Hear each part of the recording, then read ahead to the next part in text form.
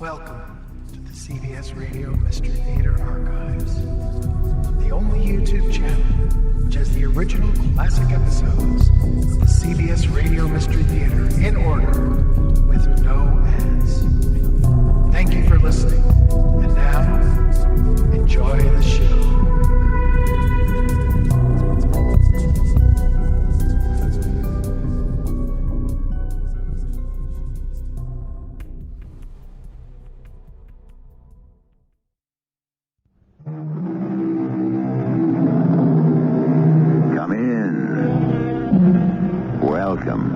I'm E.G. Marshall, principal of this little dread schoolhouse, where our curriculum consists of lessons in mystery, suspense, and the macabre. We say they were giants, those founding fathers of ours, and indeed they were, giants of intellect, morality, and ability, but they were also human giants, bedeviled by human problems, tormented by heedless children, persecuted by jealous enemies, embarrassed by foolish friends, and even haunted by ghosts. It's a ghost, John. It must be a ghost. There is no such thing as a ghost. I heard him. You're talking like a woman, Abigail. And what does that mean? Well, it shows that no matter how intelligent a woman may be, in the end she has certain weaknesses that well, there is no such thing as a ghost. What's that? Oh, tell me there's no such thing as a ghost. Well, Well, what, John? Are you about to start talking like a woman, too?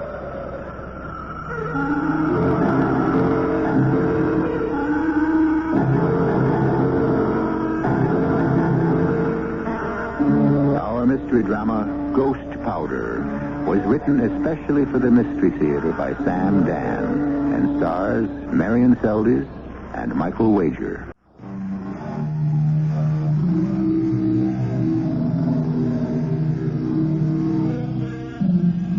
If you were to say to John Adams, "You can't tell the players without a scorecard," naturally this great American wouldn't know what you mean.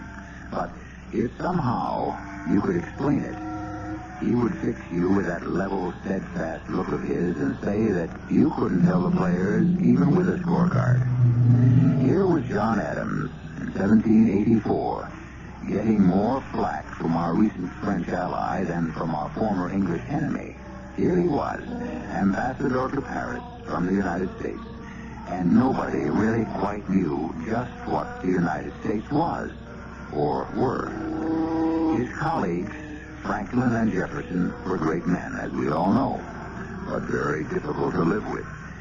His wife, Abigail, insisted that she couldn't run the embassy properly on his meager salary, and when he asked the Congress for more money, their answer was to cut his wages. In addition, their rented chateau, a place called Auteuil, was haunted by a ghost. But Henri swears he heard him. Which one is Henri, Abigail? Henri is the one who cleans the floors. When did anyone ever clean the floors in this place? But Henri does the best he can. It isn't good enough. Now, dear, about the ghost, there is no such thing As a ghost? Let us discuss this How rationally. can you possibly discuss a thing like a ghost? Rationally, it's a contradiction in terms. John, you simply cannot close your mind. Are you telling me you actually believe I that... am telling you what Henri said. I see. And a literate French peasant has suddenly become a respected authority on the supernatural. Why don't you talk to him? How can I speak to him? I don't speak his language. Ah, but he speaks yours. I noticed that. You noticed what? But, aha, he speaks yours. The ah of reproach. See how this humble, uneducated man takes the trouble to learn your language while you will not bother to learn his. Isn't what I meant to say? But now that I hear it stated, I must say I agree with it. I am far too busy to study this exercise in nasality. But, darling, you are the ambassador. Not exactly. I am the minister plenipotentiary. And Mr. Benjamin Franklin is the ambassador. Well, actually, Mr. Franklin is the ambassador emeritus. I wish Mr. Franklin would go home to Philadelphia, where I understand he is worshipped. Mr. Franklin is coming to dinner. Oh, no. Why are you so stuffy this afternoon, John? It's so unlike you. I've been away from Boston too long. Now, about Henri and his ghost. I don't wish to talk about Henri and his ghost. What is there that I can say to this superstitious servant who... Why don't you listen to him first?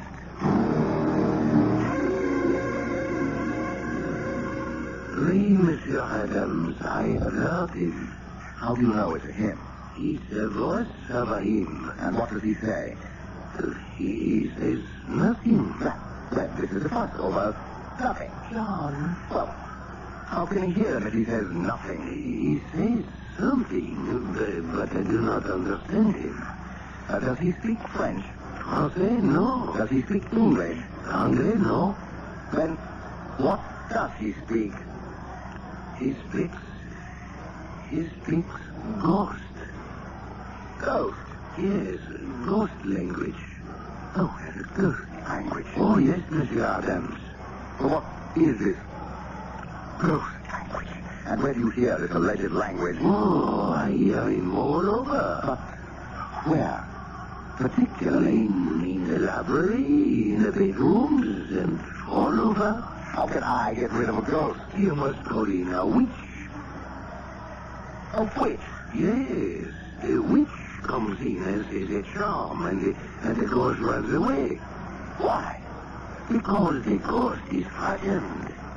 Oh, now look, my good man. There is no such thing as a ghost, and I think you had better get back to work. My uncle, he says the same thing. And one morning he is found. If you spent more time getting the place clean as you are paid to do instead of weaving these impossible fables about ghosts... The master will give this matter his full consideration, and we shall rid the house of the ghost. Thank you, madam. And you may finish cleaning the floor. I go, madam. Now, happy tale. I do not relish being called a master as if I were some feudal aristocrat. No, but your dear friend Tom Jefferson is a feudal aristocrat back home, and he is called master by hundreds of slaves. We are not discussing Tom Jefferson. We are discussing a matter of gross superstition. Why must I indulge you in this superstitious nonsense? To make my life easier. What does this have to do with you? One day, my dear, there will be another revolution. A revolution of the women. Oh, what on earth do women have to revolt about? Will come in a faraway future. I shall not live to see it. My dear, I do wish you would stay to the subject. Although you changed it so many times, I confess that I am at a loss to know where exactly we are. Call in a witch and have this demon, this ghost, This figment of Henri's well, this imagination. whatever it is, properly exorcised from the premises.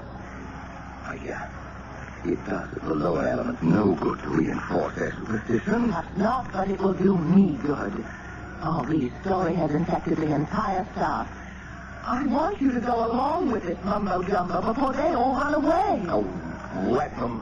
We can hire others. No one will want to work here. Oh, please, John. Hire a witch.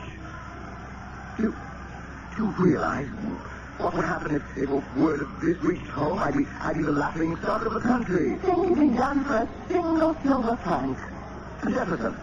What will Jefferson say? I will tell Henri to find a witch and have her here tomorrow. I forbid it. John, I cannot maintain this house without servants. I can't entertain at official dinners, and I insist. I will not reinforce the dark ignorance of the human race. John, please. I have nothing more to say. This is a matter of housekeeping. It doesn't concern you. Whatever lessens the dignity and the sanity of the human race concerns me. You're not making a speech before the Congress. Oh, I'm sorry, John. I just realized how I sound. and, well, I realize how I must have sounded. Good. Let's compromise. And call in a witch. No, I cannot permit it. You understand? I can no longer be mistress of this embassy. Yes, I realize that, and therefore I shall resign the post. John, This is an impasse, my dear. Each of us is standing on a principle. but you can choose to resign. But I cannot choose to be party to the dark barbarism of the Middle Ages. I cannot sanction witchcraft.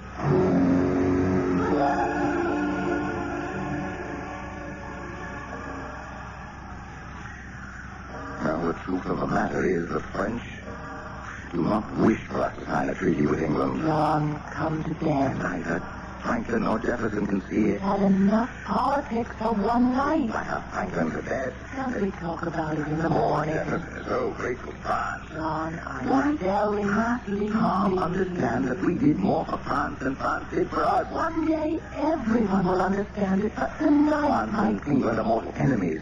Our independence is a body blow to England. Why do you and Franklin and Jefferson argue so ceaselessly? Each of you has already stated his position. I intend to go back to Boston. Yes, dear. Retire from political life. Coy and a farm. That would be nice. Practice a little law. Certainly. You don't believe what I'm saying. Not a word of it. Yes? Madame? What is it, Pauline? Madame, I am frightened. Of what? The ghost. Which ghost?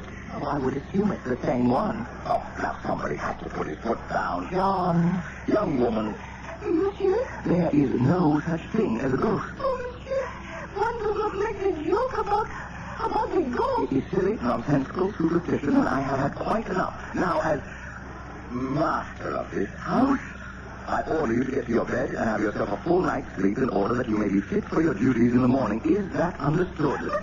That will be all. Good night. Not another word. You may leave. You have just transformed a problem into a disaster. You told me these people were peasants, and so I thought I would sleep like a master. They can't accept you as a master. They can't. Why not?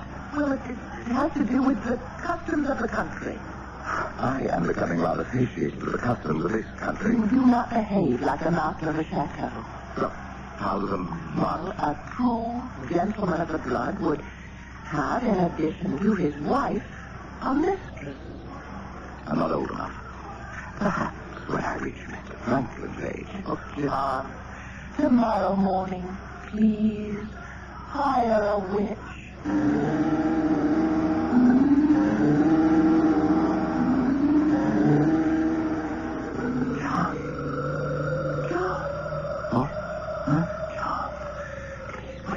Wake up! Why? It can't be morning. Listen. What? What is that? That's your imagination. You don't hear it? Yes, I think so. Well, is it your imagination, too? No. What is it? It's a... Ghost! Now, have you I know there's no such thing as a ghost, but what do you call that? Well, John, I remember my grandfather and my aunt. They'd tell us children's stories. John, I'm frightened. Oh, dear, absolutely. It's impossible. Big, gloomy, frightening house. Who knows what crimes may have been committed here? Abigail, yes. No such thing as a ghost. Then why is your hand shaking?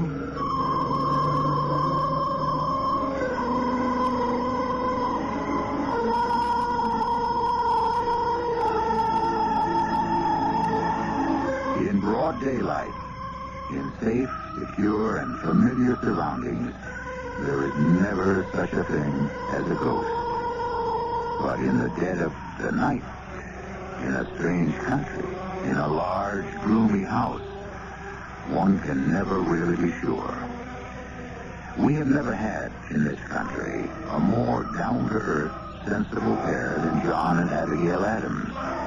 But they've never had occasion to spend a night like this one either.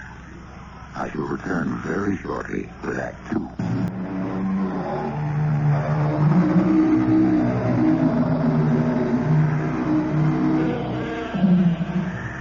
It isn't easy to be a man of intelligence and integrity, to speak one's mind and stand unprincipled at a time when men are valued for their flexibility. Nor is it easy to be a woman of wisdom and candor at a time when women were valued purely for decorative and pleasurable purposes. And so we have described John and Abigail Adams. And these two intelligent and rational people are now having what can be described as a crisis of confidence. Each would insist there is no such thing as a ghost. And yet...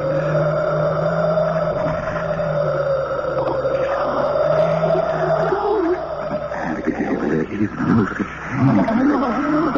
Tell me what that is. I am going to find out.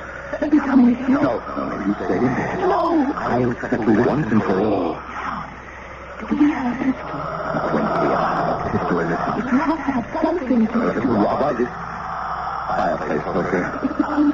It is being robbed. What is it that we really care about?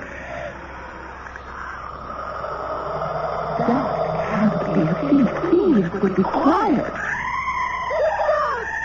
I'll go see.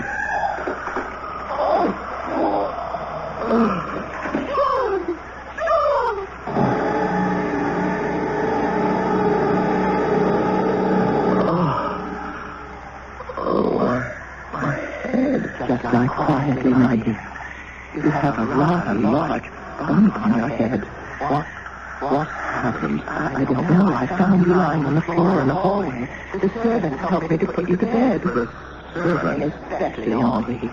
Everyone is anxious to know what Monsieur Adams, the ghost, now. Remember, I heard that noise and then somebody screamed. That was Pauline. She heard the ghost, and she was frightened. I ran into the hallway. Something hit me on the head. Who? It didn't have to be a who. It could have been I could have run into that low ceiling beam of the stairwell. Something was making that noise. Oh, John. Then we have only fallen a witch. Abby, Dear, what harm can it do? If there's no such thing as a ghost, then all we've lost is a single silver franc. But if there is now, please, John, it's the only way that I'll be able to keep the servants. Oh, right. But no one must know. I'll be silent. Silent as the grave. That is hardly a fortunate figure of speech.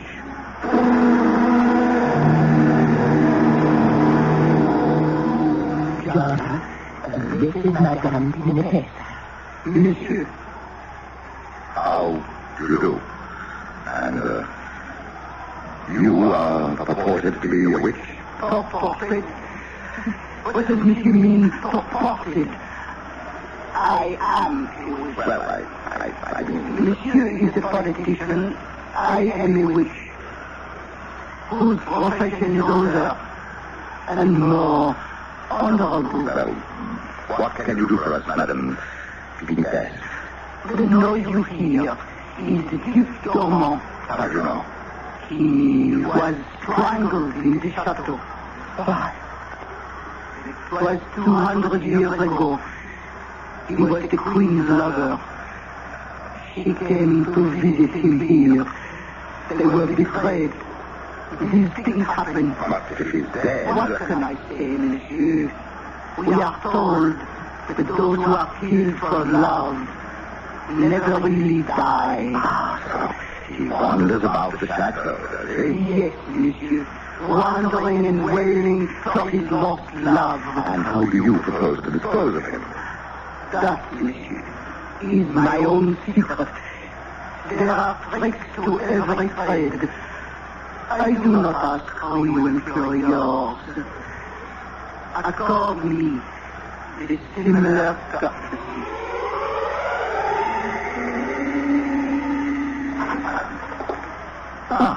Come to the end. Madame said to wait for you here, Monsieur Adams. Welcome, Your Excellency, to what? Why arrive this visit? Monsieur, I think we might discuss your rental of several French frigates of war. Your Excellency, we have no need. But you have no navy to speak of at present. And the Alger and Iris? Yes, We do have trouble with the pirates on the Barbary coast. And since the building of a battle fleet is, of course, prohibitively expensive, we are aware of the problems involved. It will be difficult to raise funds through taxation. Your countrymen cannot seem to agree on the necessity to tax Virginia planters and Pennsylvania farmers in order to protect the interests of New England merchants. This is our internal affair. Naturally. Besides, we have other sources of revenue. Have you? I'm given to understand that the Prussian loan is encountering difficulties. So you, sir. It is common knowledge.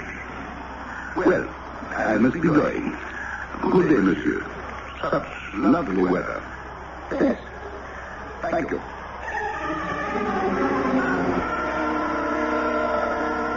John, Tom Jefferson is in the library. Good, we have business. But you and I and Abby and Colonel Smith were to go riding this afternoon. John, he wants to marry her. I, Mr. Tom Jefferson, and I reached a meeting of the minds. John, I said Colonel Smith wants to marry your daughter. Later. No, they don't want to wait. Who knows what Tom Jefferson is doing? He is selling us out to France. John, it's impossible. Defending. Will you defend Tom Jefferson? Agrees completely with his manners, his morals, his philosophy. But I like and I believe he's sincere. He has become a creature of the French, and I can prove it.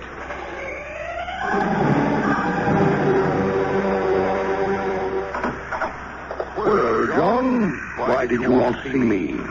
Tom, we must have this out. What? Lord Washington won't live forever. Hamilton, so unpopular, personally. Hancock, they... Thinking nobody really thinks have enough. No, what? Buzz, Slippery. What is all this, John? This is the talk that's going on at home. This is how people are thinking and speculating. It's going to come down to a fight between you and me. What kind of a fight? Power? Who is going finally to rule our country? I never thought much about it one way or the other. You want the truth, John. I think you're more qualified. You do a better job with it. Maybe you think that, but your friends, your Federalist friends, won't let you think that way forever. They'll let you on for their own purposes. Don't you have the same kind of friends that I do, John? Yes, and all with axes to grind. And I shall be the victim of my friends, too. And it has to be this way, Tom. Why? You and I. We are on opposite sides of every question. One of us has to prevail. Maybe not. Maybe the people will split the differences between us. Maybe they will. But still, we have to fight it out. We can fight as friends, John. No. You have already betrayed me and the country. Be careful what you're saying, Oh, stop talking like a southern aristocrat. What do you propose to do? Challenge me? How dare you accuse me of betrayal? You and I were sitting in this room night before last. We spoke to the progress of the Prussian negotiations. I had confidential information that things were going badly. You and I were the only ones in the city of Paris when we were at war. So I thought. This morning, the Count de Belleville tried to use that fact to strengthen France's bargaining position. What does that have to do with me? Well, you didn't tell him who did. Ben Franklin was also in the room. When I read the dispatches from Prussia, Ben Franklin had fallen asleep. Oh, what makes you think I told their Your friendship for France is notorious. I am grateful to France for helping us overthrow the British yoke. Would you have us exchange the British yoke for one made in Paris? I am here to represent the interests of my country. You were the only one who could have told us then. But I didn't do it. On my word of honor. What am I saying? Why am I trying to insist on something that should be beyond question? My integrity. How dare Tom? We worked on the Declaration of Independence together. How could you even accuse me? I'm sorry. I don't know what to think. Someone is betraying our secrets. Does anyone else know? No one. Are you sure? Can you swear that not one other single solitary soul? Yes, I can swear. Well, Well, what? Abigail. Abigail has no secrets from Abigail. But these are matters of government secrets. I know, but Abby is my counselor. Abby is only a woman. Only a woman. Yes, but I share everything with her. Is it possible? No, I can't say it. Abby could never. Can you forgive me, Tom? But I have to. I'm sure I'll be forced to say certain things in the future for which you'll have to forgive me. But how could Virgin have found out? I don't know. Unless the wall, Eddie. No, that's impossible, John. Who can say, John, after all? These are French walls.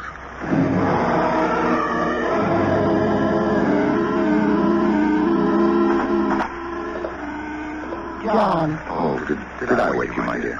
You know I always wait up for you. How was your day? Well, Tom Jefferson and I will somehow manage to live as friendly rivals. The British are impossible. French are unreasonable. They are unmovable, and the Prussians are inscrutable. How was your day? We got through it somehow. Has Sorceress managed to exercise the ghost? So far, the star seems fine. Who says then? Perhaps the courier. No, I would stake my life on his loyalty. Well, it's a problem we should sleep on. After all, sufficient unto the day is the evil thereof. I agree. I thought our witch took care of all that.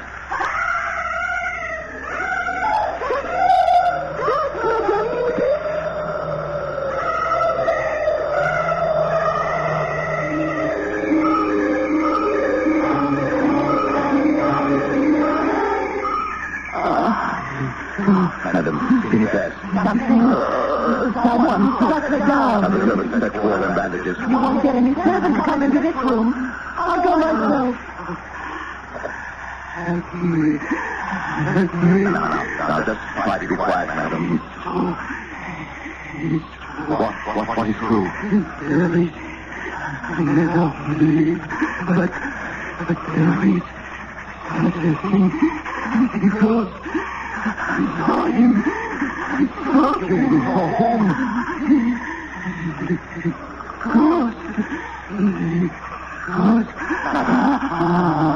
Madam, can you pass? Speak to me, speak. Say something, Matt.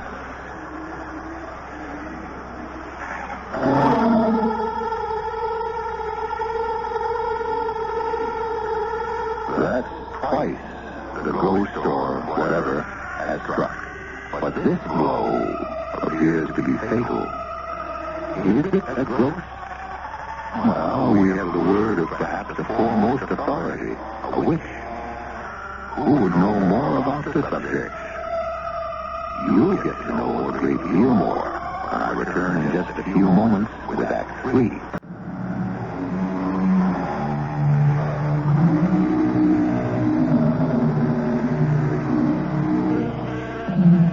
Once again, what is so clear in the bright daylight becomes shadowy and blurred in the dim rays of the moon. Madame Finifet, a sorceress, who has been employed by the Adamses to exorcise the ghost, obviously has been exorcised herself. And this is no time to ask John and Abigail if they really do believe in ghosts.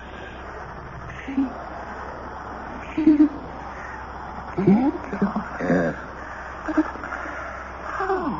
How did she die? Well, I saw her lying on the floor. I assumed she'd been struck down, but I know there isn't a single mark of hand. But how did she die?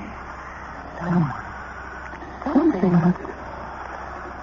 When we heard her scream, we both heard her. And what was she muttering when we came in here? The ghost. Yes, and something else. There is such a thing as a ghost. That's what she said. You see, she never really believed in it herself. To her, it was just a way of making money. But then at the very end, she saw a ghost and it killed her. She, How? she may have died of fright. Look at the absolutely terrified expression on her face. Have you ever seen such horror on a human countenance? I did. But I don't believe it killed her. Why not? Because she didn't really believe in ghosts. She wasn't an ignorant, superstitious person. Neither are you, neither am I, but we've been having our doubts lately. What is this? Clutched in her hand. Piece of corpse. Must be a ghostly vestment part of the shroud worn by the unfortunate late Victor Ormond. No, nothing. Look, it's muslin cloth. Ghosts do wear shrouds of muslin, don't they? This cloth is fresh. No. That proves that she was attacked, and she tried to fight. We had better call the authorities.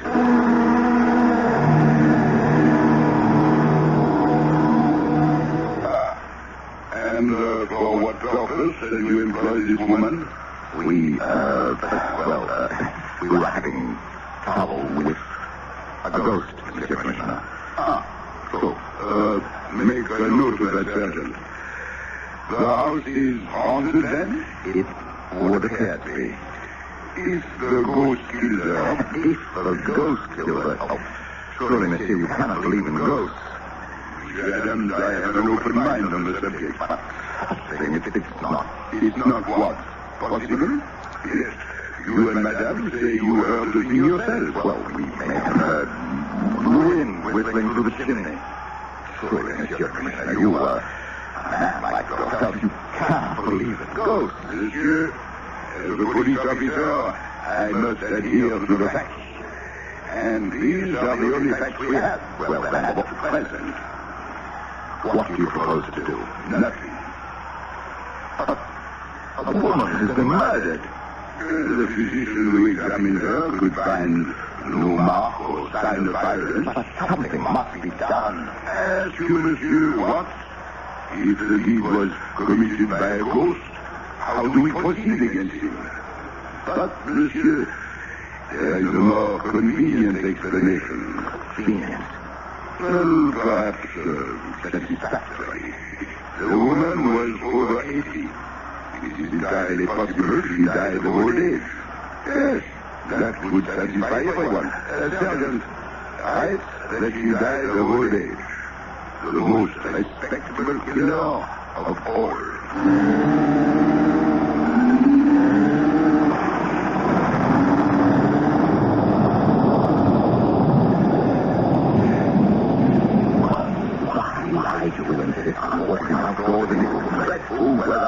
My dear, we must have a confidential talk. Please, there is a ghost. No, not you. And I can prove it. Please explain it before we take our death. One, I want you to make up the most far-fetched story you can think of about politics. And tell it to me in the library. I don't understand. The more impossible of effect. But why, John? I'm afraid if I tell you, you won't do it. You have to tell me eventually. I won't have to tell you. Then how will I ever know? Oh, you'll find out. Now, please, let's go down to the library, and you must tell me the story with a straight face and in the utmost confidence. It must be a very serious matter. You must play your part to perfection. My dear, I'm not. No, but there's something even better. You are a lawyer.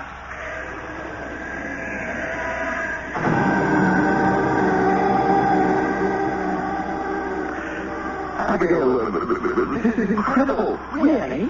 Yes, this message I have just received from St. Petersburg. Really, my dear? Yes, from Count Ramushev, a confidential minister to the court. But what have we to do with the Russians? Well, the Count believes our two countries have a great deal in common. I can't imagine what. Well, the Russians are established on the western end of our continent. We may one day become very close neighbors. We share a common border.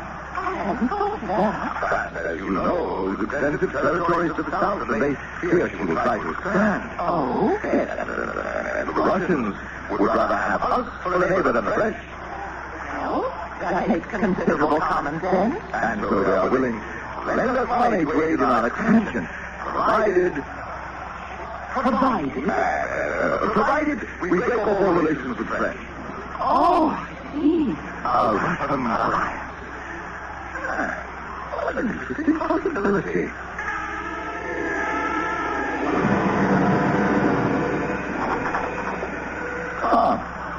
You're early, dinner isn't fun. Oh, yes. You didn't expect me to dine in this house. Tom, what is it? You accused me of selling out to France. And all the time you were scheming to betray us for me. You needn't look so innocent. I've been told that you're in correspondence with the court at St. Petersburg. What purpose? How can you ally us to the most tyrannical ruler in Europe? Who told you I was in correspondence with the Russians? Confidential source, the Count of Zen. How did you know? I shall explain it again.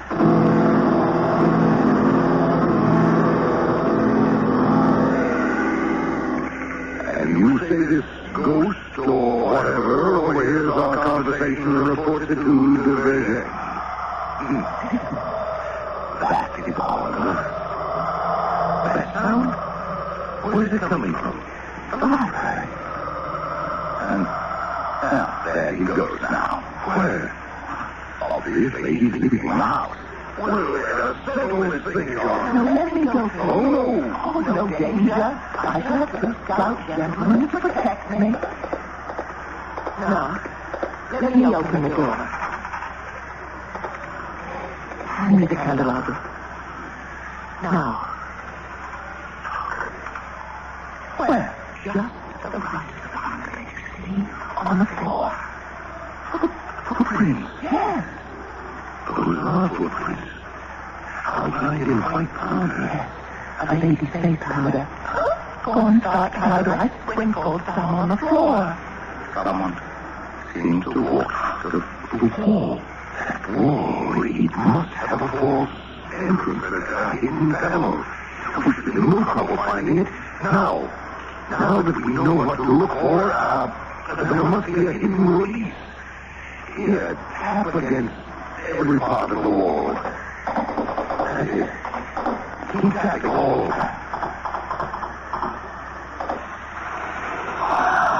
We found it. Look, the center panel is opening. Listen, the ghost noise. Be a ghost inside? Oh, come there. Long passageway full of leaves. That's what it is, John, the breeze.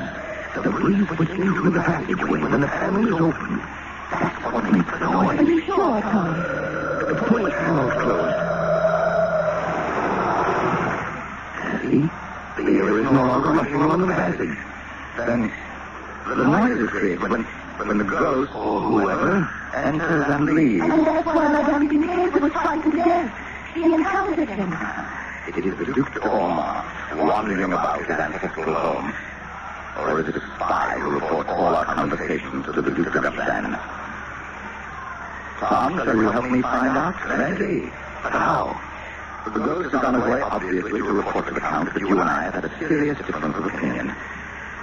Retire to the dining room and finish our dinner. Give him an opportunity to return tomorrow for his regular evening's fireworks.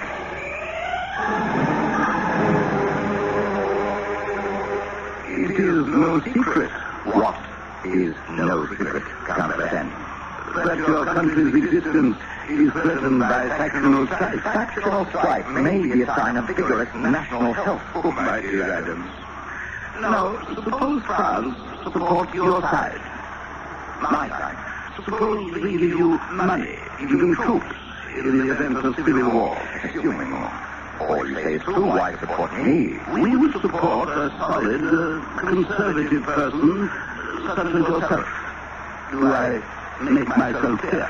I must say, sir, you seem to have a most incisive grasp of the situation. We have excellent sources of information. So I see. A word to the wise. Consider it. Indeed, sir. I shall.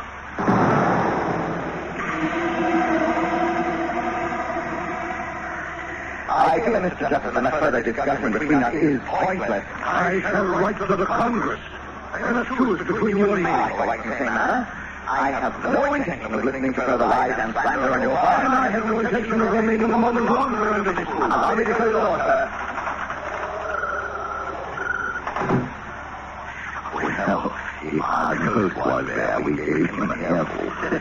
If he was there, Will you gentlemen stay your call? be careful. He might be dangerous. But it was all my idea. You know, Abigail, sometimes it's difficult for me to believe you're a woman. I accept that as the sincerest compliment you're capable of, Tom. It was always tended. Yes. I'm a ghost asserted himself. I'm a justice. That the wind, I hope. And now the panels are closed. He must be headed for the doorway to the library. If he is, I'm ready for him. Now! Hold him! Hold him! I got him! Get a light! A light! Get a light! No! What? The police commissioner! Madame, you're hurt. What am I doing here? Yes, you well may ask. And we are asking. You see, I am conducting an official investigation. Indeed, sir. Yes. There have been allegations of a ghostly presence on these premises. And so, since ghosts are... Ghosts are what? Ghosts are illegal. You could have told us you were on the premises. No, sir, but it was a confidential investigation. I understand. Have you found the ghost? No, Abigail, or do I think that the Commissioner ever will? Would you agree with me, Commissioner, that the ghost would seem to have left these premises for good? Yes, monsieur. It would seem that way. And we'll mention it to no one.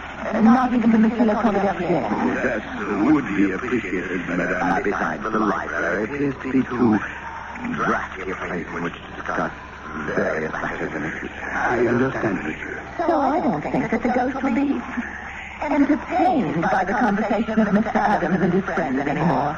I understand. Monsieur, madame, good night. Good night. Well, that's the end of our ghost. I think. Noise. Panel. You'll be open it. Close it. It's the wind blowing through the passageway. John, look. The panel. It's closed. It's not the wind. My dear, I am sure there must be a reasonable explanation.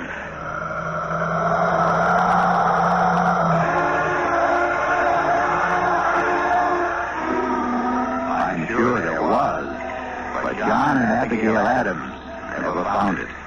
Within a few months, they received orders from the Congress, which transferred them to England, where John Adams became the first American ambassador to the court of St. James. And if you think he had problems in Paris, when he arrived in London, he really that's another story. I'll be back with a sidelight on this one in just a moment. There's something almost, I can't say supernatural about Adams and Jefferson.